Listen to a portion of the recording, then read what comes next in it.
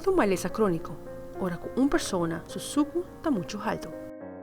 Diabetes está común, pero hopi persona no saca una tiene.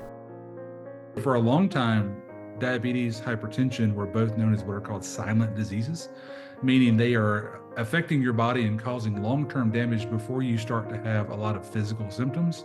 Detectar malesa trempan está hopi importante, para así prevenir que malesa siga progresando. Se queda pendiente de red flags. Increased thirst and increased urination. So when you're a diabetic and you have this extra sugar floating around in your system, your body tends to get rid of it through your urine. Alguns señalan de diabetes está hopi set, pichi hopi, sinti, como traccionar o fazer coisas na hopi slow, e culpa te sinti estranho e bom te sinti bom. Pero para que os sintomas não começar, é importante para fazer chequeo médico e evaluar o risco de diabetes. We would all be a lot happier treating and preventing it than we would be dealing with the consequences of uncontrolled diabetes or other medical conditions. Controlar o peso é algo que pode ajudar a reduzir o risco de diabetes tipo 2. Mas é importante para seguir uma dieta saudável, não comer hopi suco e fazer exercício regularmente.